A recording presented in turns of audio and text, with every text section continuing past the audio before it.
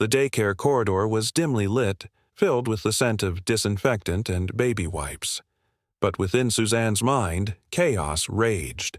The ping of her phone cut through the laughter of children. Why did everything change, she thought, fingers trembling over the screen. A single text had shredded years of love, sacrifice, and hope. Owen tugged at her sleeve, blissfully unaware of the storm brewing beneath her forced smile. Can a mother truly secure a future when the foundation of her life crumbles before her eyes? Moving to Spain with Sarah. I've transferred our savings to my private account. Good luck paying rent. The words echoed in her mind like a cruel curse. Suzanne froze, her hands mid-signature. This was it. Her world was collapsing. 6 years of careful planning, all dismantled by a few taps on a keyboard. "Did you bring my dinosaur snacks today?" Owen asked, eyes wide with innocent excitement. Swallowing her rising panic, she forced a smile and typed a hollow response. "Thanks for the update." 3 words that masked the hurricane of emotions threatening to overwhelm her. She was Natalie Foster, a 37-year-old mother, soon-to-be ex-wife of Brian Foster, who had abandoned them with little more than a cruel text. All she craved was simple stability for her son, dignity, a chance to build a life free from David's reckless decisions. Yet here she stood, thrown into an immediate crisis. How could she keep a roof over their heads now that their savings account had been stripped bare? "Where's Daddy?" Owen asked, his small hand trusting in hers as they walked to the car. A pang of guilt twisted in Suzanne's stomach. "Is he making spaghetti tonight?" The question was innocent, yet it cut deep. "Daddy's on a trip," she replied, already crafting the first of many carefully constructed half-truths. "We'll have pizza instead." At home, she settled Owen in front of his favorite cartoon, her heart heavy. Standing by the phone, she called the bank. The polite representative confirmed her worst fears. David had transferred the entire balance, $42,731, into an account only he could touch. They were powerless. It wasn't technically theft, not in the eyes of the banking system, but it felt like a gut punch. How could she rise from the ashes of such betrayal? This was just the beginning of a battle for survival, and Suzanne was determined to fight for Owen's future, no matter the odds. I opened our checking account online, praying David had overlooked our day-to-day funds. The balance read $347.12. Our rent? A staggering $2,200. The weight of our reality crashed down on me. Just then, my phone lit up. It was a call from Beatrice, David's mother. "Suzanne, what have you done?" she demanded, her voice sharp and unyielding. "David says you're refusing to let him see Owen." I struggled to process her words. "What? David just told me he was moving to Spain. He cleaned out our accounts." "Don't lie to me," she snapped. "He showed me the texts. You're threatening to keep Owen from him unless he pays you more alimony. I've raised a better son than that, and he won't be bullied." As Beatrice continued her tirade, a sickening realization dawned on me. David wasn't just abandoning us. He was weaving a twisted narrative where I was the villain. And, judging by the conviction in his mother's voice, she believed every word. This wasn't just about survival anymore. It was about truth, justice, and my son's future. David and I met 9 years ago at a publishing conference in New York. I was an ambitious editor at Horizon Books, and he was in marketing for a rival publisher. He pursued me with the same charismatic intensity that had made him successful. Handwritten notes, thoughtful gifts, ambitious date plans. Within 6 months, we were married in a small ceremony overlooking Lake Michigan. The first years were golden. We moved to Philadelphia for my promotion to senior editor, and David easily found a marketing position at a local firm. We bought a modest condo, traveled occasionally, and planned for our future. When Owen was born 4 years ago, we agreed I would step back from work to focus on motherhood. While David's career supported us, I transitioned to freelance editing, working from home around Owen's schedule. But then, the shift in our financial dynamic coincided with subtle changes in David's behavior. Small expenses began appearing on our credit card without explanation. The air in the room thickened as my heart raced, each beat echoing the weight of my reality. The glow of my phone illuminated my face, casting shadows that mirrored my turmoil. Beatrice's voice, sharp and accusatory, sliced through the silence, leaving me breathless. How could David twist the truth so easily? The walls felt like they were closing in, and the stakes had never been higher. Just as I opened my mouth to defend myself, a knock echoed from the door, freezing me in place. Who could it be?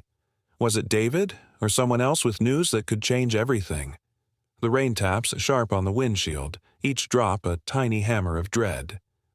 Natalie Foster sucks in the metallic city air, knuckles white on the steering wheel. The daycare song still echoes, Owen's off-key, "You Are My Sunshine." Yet here she is, crawling through traffic toward the man who switched the lyrics without telling her. Another receipt flutters from the passenger seat. Romantic little brasserie downtown. Tuesday, 9:47 p.m. Champagne, oysters. She never liked oysters. She parks. Thunder coughs overhead. The lobby smells burnt coffee and pity. Elevator mirrors reflect triple strangers. A woman in yesterday's jeans, determined face, trembling lip. 37 floors in silence that rings louder than accusations. Doors slide open. Brian's desk darker than she remembers. Vacant. His monitor screens a slide. Smiling couple strolling Barcelona's Barry Godic. Sarah left his name on the frame, Sarah. Natalie swallows iron. A paralegal, young and startled, whispers, "Conference Room B." She pushes the glass door. There stands Brian, tie loosened, palms up, beside Sarah holding a green folder. Natalie sees the Barcelona logo again. Feels the room tilt and still. She tastes charcoal. Brian's first words, "I was going to explain." Pause. Heartbeats count 10. Sarah blurts, "It's not what you think." Natalie's throat balloons with storm. Her gaze jumps folder to face to ringless finger. Words jab like broken glass. The condo, the savings, the oysters. What else, Brian? His silence is confession thicker than witness affidavits. The green folder fans open on its own. Pages slide, divorce petition documents, transfer forms for joint accounts, child custody worksheet. Her name. Checked, respondent. Outside, lightning splits sky in half. The long-threatened storm finally arrives. Inside, she wonders, does she fight or walk? The beads of rain on the window suddenly look like endless unpaid bills. But beneath the chaos, something hard crystallizes. Steel, not glass. She breathes once, twice, then speaks steady. "Keep your Barcelona dreams. I'm keeping Owen." Surely he wouldn't simply vanish without properly dissolving our marriage or making arrangements for Owen. The David I married wasn't cruel, impulsive sometimes, but not heartless. The receptionist's expression shifted from professional welcome to discomfort when I asked for David. "I'm sorry, Mrs. Mitchell, but David no longer works here. He resigned last week." Last week? My voice sounded distant, even to my own ears. That's impossible. He was here Monday. She fidgeted with a pen. I'm really not supposed to discuss personnel matters, but he submitted his resignation 2 weeks ago. Yesterday was his last day. 2 weeks. While I was planning meals and managing Owen's preschool applications, David had been orchestrating his escape.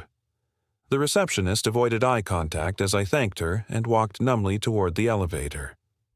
In the parking garage, I called David's closest friend, Trevor. "Hey, Suzanne," he answered cautiously. "How are you holding up?" "You knew," I said, realization dawning. "You knew he was planning to leave." Trevor's hesitation confirmed it before he spoke. He made me promise not to say anything, said he needed a clean break. A clean break from his child. My voice rose despite my efforts to remain calm from 8 years of marriage. "Look, I'm sorry. I told him it was wrong, but Sarah makes him happy. He said you and Owen would be better off without him dragging you down. Sarah makes him happy."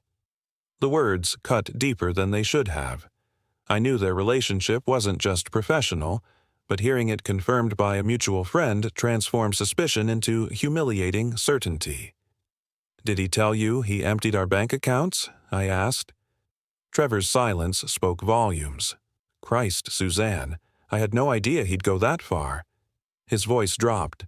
"That's messed up."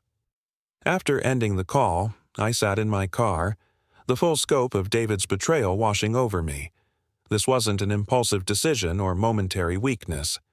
As I stood in that sterile community center, the air thick with unspoken regrets, my hands trembled. The words I had just read echoed in my mind, each syllable a dagger of betrayal. The sunlight filtering through the blinds felt cold, a stark contrast to the warmth of the life I believed I had built. Brian's departure was not just a mere leaving, it was a calculated escape. The certified letter I found waiting at home told everything I never wanted to accept. I could still smell the stale coffee from our last breakfast together, wafting through my still-turned kitchen, contaminating my memories with doubt. The divorce petition he filed seemed to mock me, an official nod to his abandonment. His new address in Barcelona loomed over me like a weight, an anchor of deceit. He claimed all parental rights, leaving me alone to raise our son, Owen, while painting himself as the victim. Unbelievable. Then came that chilling note from Brian's lawyer. "He believes you have substantial savings." A cruel joke. I sank onto the couch, the documents cascading around me like wilted leaves. How could the man I loved, the father of my child, so meticulously scheme this? I felt the walls close in, smothering me with anger and heartache. What did Brian think he had left me with? A piercing ping from my phone broke my spiraling thoughts. It was a message from him. "Landed in Barcelona. Don't try to contact me. My lawyer will handle everything." Fury surged through me. Brain fog began to lift. For Owen's sake, I couldn't drown in despair. I needed to act. Quickly. First things first, I had to secure our home. Rent was looming, and I refused to let Brian's actions uproot us. Second, gather every shred of evidence for the pending divorce. Third, find a lawyer who understood what I was up against. As I pulled myself together, the tears fell. Not from heartbreak, but from the sheer weight of the reality crashing down on me, igniting an unwavering resolve within. Brian had grossly underestimated me. I wouldn't let him pull the rug out from under us. 3 days after Brian's cowardly exit, I found myself face to face with Vivian Aguilar, a divorce attorney recommended by a college friend. Her community center was modest yet inviting, giving me a glimmer of hope amidst my turmoil. "Let me be clear," she said, glancing over my documents with determination. "I will fight for you. He has no idea who he's messing with." In that moment, I felt a flicker of strength, like the first hint of dawn after a long, dark night. I wasn't just a victim. I was a mother, fiercely protective of my child and ready to reclaim our future. Your husband wiped every dime from your shared life, and the judge will call it legal. I couldn't breathe. The words hung heavy like Philadelphia rain clinging to July leaves. My fingers trembled over the bank app on the table. Red zeros stared back, louder than any scream. How do I tell Owen we might lose our home because his dad flew south for a fling? How do mothers explain extinction-level heartbreak to a 5-year-old clutching a dinosaur plush? The crumbs from Owen's bedtime toast cooled beside me. One bite left, a crooked smile of crust. In that soft glow from the kitchen sconce, my mind flicked backward. Lost in childhood. Yellow Michigan sunlight warmed the screen door frame. Apple cinnamon steam danced up to the ceiling fan. Mom's hugs smelled like dryer sheets and safety. I was 7, twirling in socks on linoleum, the only worry being whether Dad would let me stay up for the fireworks. Laughter skipped like stones across the lake. My entire universe fit inside one square of pie plate starch, and it was enough. The snap of the oven timer shattered the daydream. Brian's last text glowed again on my cracked screen. Barcelona. Gone. Just like that. His mother, Beatrice, knew. Funded it. Bankrolled betrayal like a vacation package. A birthday card tucked in that drawer confirmed everything. The paper felt sharp, almost slicing my fingerprint. I smelled cedar shavings, old pencil shavings from Brian's desk, mixed with the bitter scent of fresh abandonment. Every inhale tasted like regret and cheap red wine left open overnight. Emergency child support. Vivian's phrase ping-ponged in my skull. Judges hate fathers who ghost. Good. But proof in another continent? Impossible math. Outside, the city vented steam from manholes. It smelled like panic frying under streetlights. Inside, Owen slept on. Tiny fingers curled around T-Rex green felt, unaware tomorrow might mean cardboard boxes and new nightmares. Heart pounding, I angled my phone camera. Flash. Card captured. Bank statements next, sliding paper like smuggled secrets. Each withdrawal a slap, each line item a lie. March 14th, $5,000 for consultation. Translated, deposit for an apartment he swore I'd never see. My thumbprint left sweat rings like guilt. My mom called again. Landline. Old school. She doesn't trust cells after midnight. We're driving down at sunrise, sweetheart. Rent is handled. You focus on fighting. Her voice cracked on fighting, like dry leaves under boot. I pictured Dad behind the wheel, jaw firm enough to steer through hurricanes. Midwest resolve in an A08 Buick. Their headlights will reach me before sunrise, slicing this darkness into manageable dawn. I exhaled slowly. Warm toast aroma still circled. Brian's birthday note lay face down like a surrendered weapon. I picked it up once more. We couldn't have made this happen without your support. The ink felt fresh, still pulsing with betrayal. Outside, a siren wailed. Someone else's disaster passing ours. I switched off the kitchen light. The room didn't fall dark. It softened like when the sun dips behind row houses and everything glows amber sorrow. My reflection in the window looked harder than yesterday. Chin up, shoulders squared, a mother's armor forged from unpaid bills and footed pajamas. Tomorrow I'll stand before Vivian again, evidence folder thick like a baby book of broken promises. Tomorrow the leaf rustle in Rittenhouse might carry the scent of possibility instead of dread. For now, I lean into the quiet, pressing Owen's toy closer to my chest, listening to a city breathe around us both, steady, relentless, matching the drum in my chest. The scent of printer toner still clung to my thumbs. Tax returns, investment statements, marriage certificate, each sheet a small white gravestone. Flashback. I'm 18, folding Brian's first paycheck into a paper crane. We laugh under a street lamp that smells like rain on hot asphalt. Back then his promises felt like warm toast, not stale breadcrumbs. Now the computer screen glows blue betrayal. Draft folder, unsent. To Sarah. Subject line, Barcelona sunrise. Attachment, resume, start date. 2 days after the text that read, I need space. My pulse drums against my eardrums. Owen's giggle drifts in from the sofa, Lego bricks clacking like tiny bones. I screenshot everything. Date stamp, IP. The metallic taste of adrenaline coats my tongue. Next morning, city buses hiss by like snakes. I sit across from Vivian, papers fanned between us. Her eyes sharpen. Emergency orders today, she says. Child support, asset freeze, jurisdiction dragnet. Hope sparks, small, stubborn, like a match struck in a damp cave. I text Mom, wheels down at 6 a.m. She replies with a thumbs-up emoji, then deletes it. Old school. That afternoon, ping. Email subject. Final offer. $5,000, full release. Laughable. I forward it to Vivian. Ignore, she types back. I do. Night. Phone buzzes. Unknown number. Brian. Voice oily, rehearsed. Take the settlement, Natalie. Don't be petty. Petty? I saved the voicemail. Evidence folder thick as Owen's baby book. 2 days later, courthouse marble echoes under my flats. Emergency hearing set. I step outside.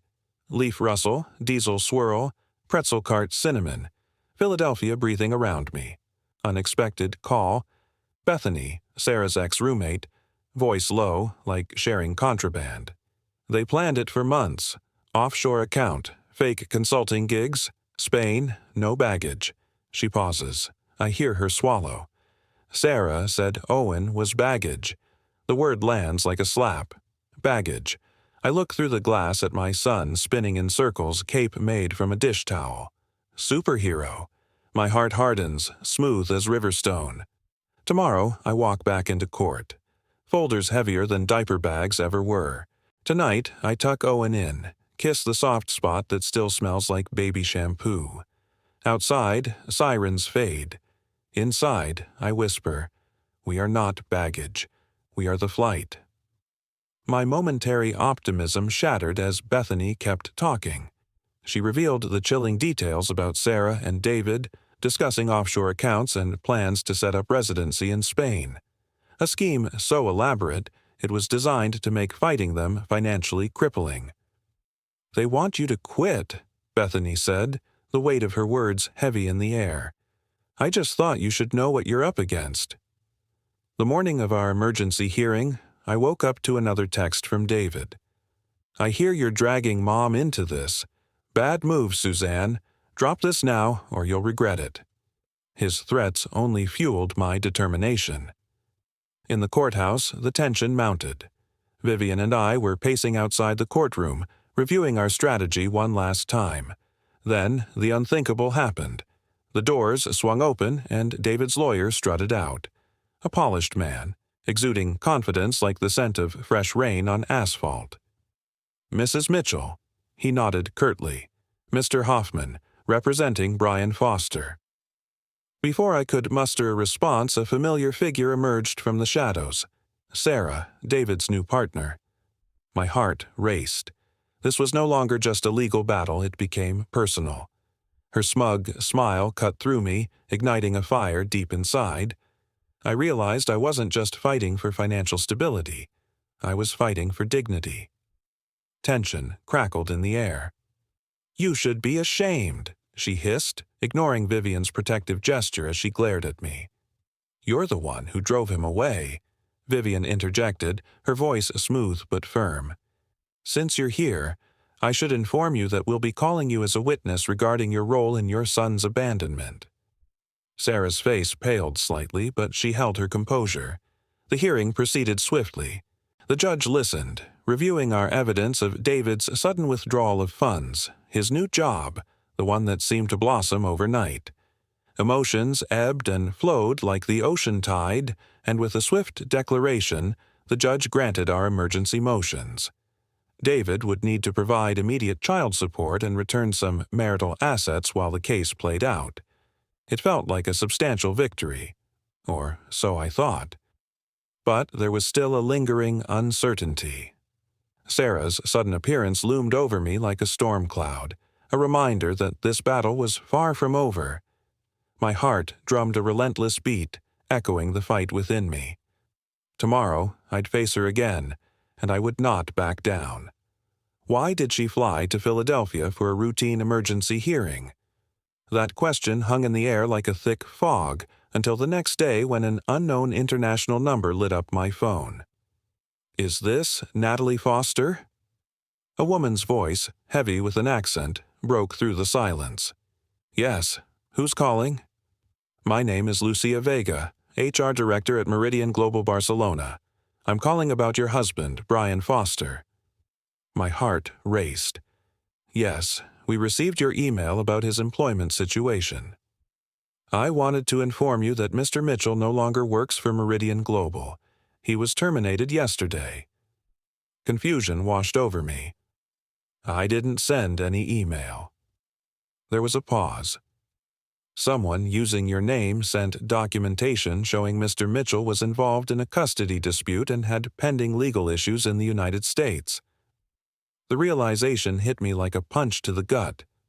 Beat a trees.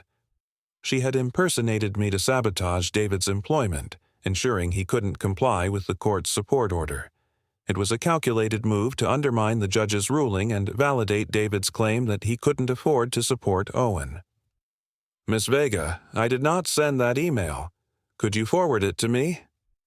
Minutes later, I was staring at a message that twisted my stomach. It was filled with distorted half-truths about David's situation, threatening the company with legal action if they continued employing him. The email included copies of our personal documents. Some I had only recently gathered from my attorney. My apartment had been untouched, which meant only one person could have accessed those documents, Beatrice, during her visit to support me after David left. I immediately called Vivian. "This is identity fraud and interference with a court order. We need to document everything and file additional motions." As we strategized, my phone rang again. David. His voice dripped with venom. "You vindictive—" I cut him off. "You think this is over? You're wrong." The tension crackled like static in the air. I was no longer just a struggling mother. I was a woman on a mission for justice. Tomorrow I'd face him again, and I would not back down. As Suzanne stared at the fresh email on her screen, her heart thundered. Each line felt like a hammer striking her chest. Shadows crept into the room, chilling her resolve. The bright sunlight that once warmed her home now spotlighted her despair. A betrayal so deep, it left her reeling. Brian and Beatrice had schemed against her, shattering her world. But as she remembered Owen's laughter ringing through her mind, a fierce determination ignited within her. This wasn't just about her anymore. It was a fight for her son's future. "You got me fired after everything I did for you." Her voice trembled with anger and frustration as she confronted Brian. "It wasn't me, David. It was your mother." The silence hung heavy. Did he finally grasp the truth? "That's absurd. Why would she do that?" he sneered. "To make you look unable to pay support," she shot back, each word cutting sharper than the last. "To undermine the court order, to turn you against me." "You're lying," he spat, but uncertainty laced his voice. "Mom would never check your emails." "Look at the documents that were sent," Suzanne pressed. "Those were in my apartment until your mother visited last week." An eerie silence stretched on the line. Then, "I'll call you back."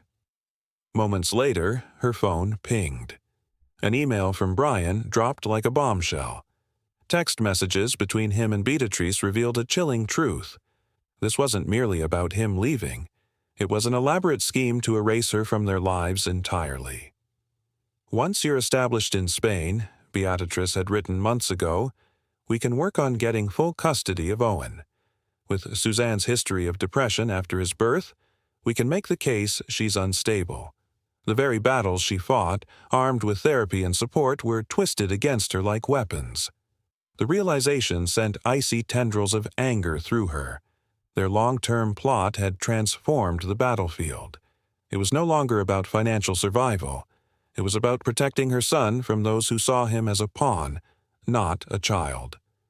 With renewed vigor, Vivian filed additional motions documenting Beatrice's fraud, creating an official record with the police. "We've strengthened our position considerably," Vivian assured her. But Suzanne knew David still had the upper hand, holding the reins of distance and their marital assets like a noose around her hopes. She felt the weight of uncertainty pushing down on her. It was time for a new strategy, a bold move she hadn't yet considered. Every moment counted. Undeniable evidence that would convince a judge to freeze all of David's assets and potentially compel his return to the United States. The text messages proved conspiracy, but not the location of our missing savings. In a moment of inspiration, I contacted Trevor again. "I need your help," I said without preamble. "For Owen's sake." Trevor's guilt over his silent complicity in David's plans made him receptive. "What do you need?" "Information. David must have told you more about his financial arrangements, where he was moving the money, how he planned to support himself in Spain." There was a long pause. He mentioned an account in the Cayman Islands. Said his mom helped him set it up years ago for tax purposes. I didn't think much of it at the time. Did he mention the bank name? Any details at all? First Caribbean International, I think. Look, Suzanne, I'm sorry I didn't say anything sooner. I never thought he'd leave Owen completely. This new information gave us a starting point, but we needed details. Account numbers, transfer records, anything that would concretely tie David to hidden assets. I remembered that David had always used variations of the same password for his accounts, generally involving Owen's birth date and our anniversary. With trembling fingers, I tried accessing his cloud storage using the most likely combination. To my shock, it worked.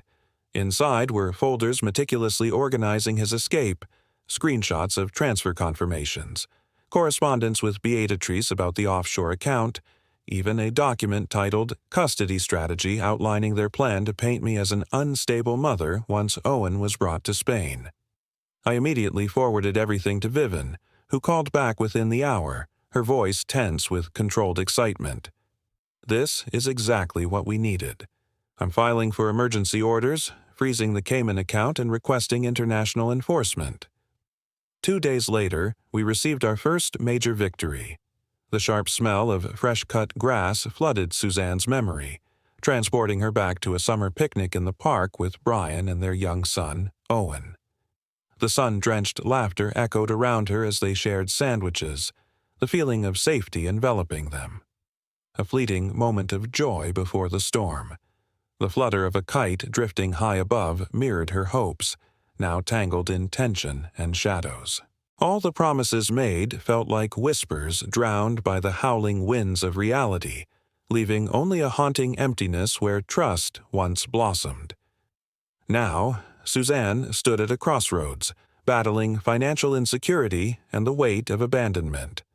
She was determined to secure a stable future for Owen, but the walls were closing in.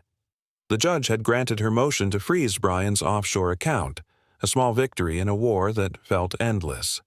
But then, the unexpected complication hit. Sarah, Brian's new partner, called her directly. "Suzanne, we need to talk," she said, her voice shaky. "Brian's falling apart here." A chill ran through Suzanne. "That's not my concern anymore," she replied, her heart racing. But Sarah pressed on, fear evident in her tone. "He's talking about flying back to Philadelphia to fix things with you directly. I'm worried about what he might do." Why was Sarah telling her this? "Because this isn't what I signed up for," Sarah admitted. "He promised a fresh start, not a man obsessing over his ex-wife and hiding money from me, too." Suzanne's mind raced. Hiding money? Sarah revealed that Brian had another account, one he claimed would keep them safe. This was crucial information, but Suzanne sensed Sarah wasn't sharing it out of kindness. "What do you want, Sarah?" "Protection," she said simply. "When Brian finds out I've talked to you, he'll turn on me, too." After consulting with her attorney, Suzanne crafted a proposal. Immunity for Sarah in exchange for complete documentation of all accounts and a sworn statement about Brian's conspiracy. Sarah agreed immediately, sending bank statements showing a second account in Liechtenstein containing over $200,000. With this new evidence, Suzanne felt a flicker of hope. But would it be enough to secure her future and protect Owen? The stakes were higher than ever, and the clock was ticking. With this final piece of evidence, everything changed. We secured an emergency restraining order just hours before Brian's scheduled arrival in Philadelphia. As his plane touched down, the air was thick with anticipation. Airport security was ready, waiting to intercept him. When Brian landed, the plan unfolded flawlessly. Security detained him, serving both the restraining order and a court summons for an emergency hearing the next morning. His call from the Airport Security Community Center crackled with barely contained fury. "What the hell is this, Suzanne? I came back to work things out." I could hear the desperation in his voice, but with a one-way ticket and no hotel reservation, I knew he was cornered. "The court hearing is at 9 tomorrow. I suggest you find a lawyer," I replied, my heart racing. In the courtroom, Brian looked disheveled and defensive, clearly unprepared for the avalanche of evidence we had gathered. The offshore accounts, the identity fraud, the custody conspiracy, each revelation hit him like a punch. And the most damning blow? Sarah's sworn statement, detailing how he had meticulously planned the abandonment while hiding marital assets. The judge's expression grew increasingly severe as Vivian, my attorney, methodically built our case. When she presented the custody strategy document, outlining their plans to use my postpartum depression against me, I could see Brian visibly wilt. "Your Honor," Vivian concluded, "we request the immediate return of all marital assets, full custody of the minor child to my client, and supervised visitation only for the father. We also demand a forensic accounting of all funds hidden by Mr. Foster and his mother." Just then, Brian's hastily retained attorney tried to twist the narrative, painting me as the aggressor who forced Brian to protect his assets. But the judge cut him off, his voice firm. "Counsel, I've reviewed the evidence. Your client systematically defrauded his wife, abandoned his child, and conspired to manipulate this court. Save your creative interpretations." The judge's ruling was comprehensive. All identified accounts were frozen and placed under court supervision. But just as I felt the tide turning in my favor, a familiar face emerged from the crowd, my estranged father. He stepped forward, revealing a hidden connection to Brian that I never knew existed. "You think you know the truth?" he challenged, his voice resonating with pain and regret. The air thickened with a cocktail of anger and betrayal, forcing me to confront not just Brian's deceit, but shadows from my own past that threatened to unravel everything I had fought for. How could this be happening? What other secrets lay buried, waiting to surface? As the courtroom buzzed with disbelief, I realized this battle was far from over. The stakes had just risen, and I had to dig deep to protect Owen and secure our future. Would I find the strength to face the truth, no matter how painful? The clock was ticking, and the storm was far from over. David's passport? Confiscated. The courtroom hovered in silence, an electric charge filling the air, pregnant with tension. I could feel the weight of the moment pressing down on me. I was granted full temporary custody of Owen, and the district attorney was ramping up an investigation into David and Beatrice. Identity fraud. Conspiracy. Across the courtroom, David met my eyes. Gone was the desperation he'd always seen in me. Instead, I stood strong and steady, unwavering. In that instant, a flicker of fear crossed his face. His carefully crafted escape was unraveling before him, locking him into a cage of his own making. As weeks slipped into months following the court's ruling, poetic justice unfolded like a gripping novel. The forensic accountants didn't just recover our marital assets, they unearthed hidden funds Beatrice had squirreled away for her own gain. She faced civil penalties and was charged with identity fraud for impersonating me to Meridian Global. David's new life in Philadelphia? A disaster. His reputation, once polished, now tarnished by the damning public records of his betrayal. Meanwhile, Sarah returned to Spain, alone. Her immunity deal had served its purpose, but who was left to pick up the pieces? The divorce concluded with terms solidly favoring me. Full custody of Owen, supervised visitation for David, which he barely used. We restored our marital assets, reclaimed legal fees, and adjusted child support so it kept pace with David's future earnings. No more slacking off, just consequences. The most satisfying moment? Watching Beatrice's carefully curated social status collapse. Her circle of friends? They turned judgmental eyes her way when they discovered her deception, which had been aimed at ruining her own son's chances. 6 months after that fateful text tore through our lives, Owen and I settled into a cozy condo, thriving on the energy of newly rediscovered stability. It felt like a warm embrace, a place carved out of love, free from shadows of betrayal. This was our healing ground, where hope blossomed anew. Would we finally find peace here, away from the chaos of the past? Only time would tell, but I was ready to embrace every moment.